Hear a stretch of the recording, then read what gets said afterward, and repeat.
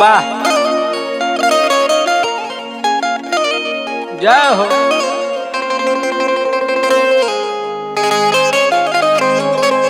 बना रह बना रह। हर की के करा से कैसान हर की राखे के बनाता जी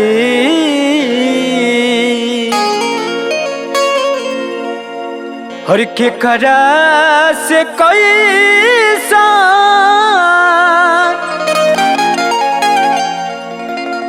हर की राखे के बनाता जी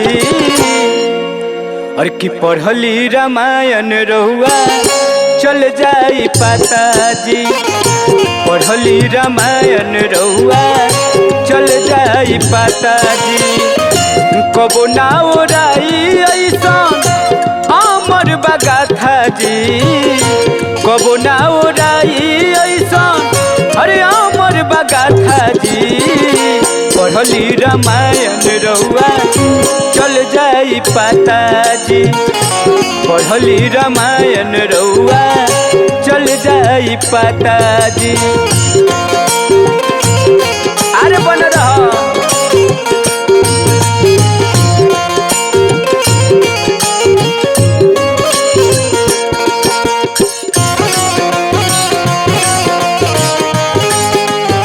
चले आई हम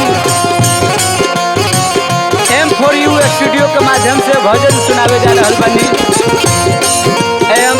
स्टूडियो के हमारा मालिक मनोज भैया जी बाड़न। अरे बन रहा और का कहता बापू संग बेटा के भाई संग भाई के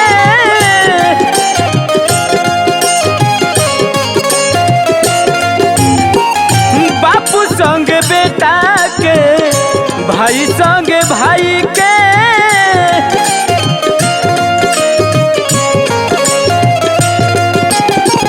कतना आदर दिहले राम के कई जस माई के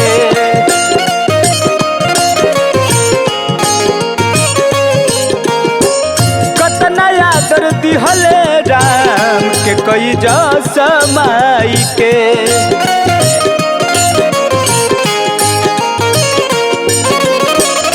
गुरुओं के गुरु होले गुरुओं के गुरु होले बनवले विधाता जी गुरुओं के गुरु होले बनवले विधाता जी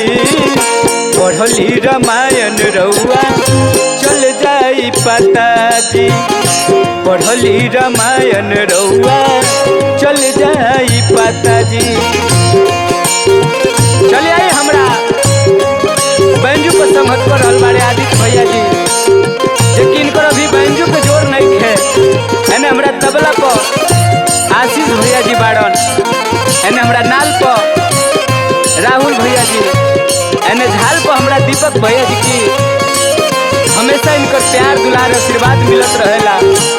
औने हमरा कीबोर्ड पर मनोज भैया जी बाड़न। अरे बन रहो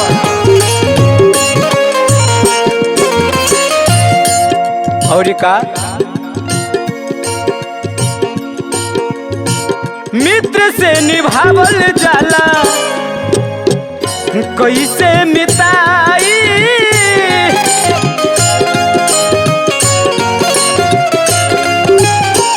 मित्र से निभावल जाला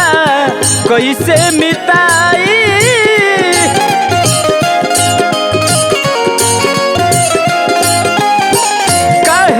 न माने ले हनुमान के रघुराई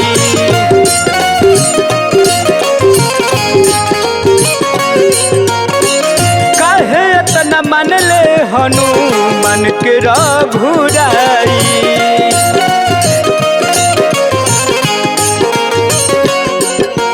और का कहता है दीपक भैया लेके जानकारी रहो हर लेके जानकारी रहो बन जाई ज्ञाता जी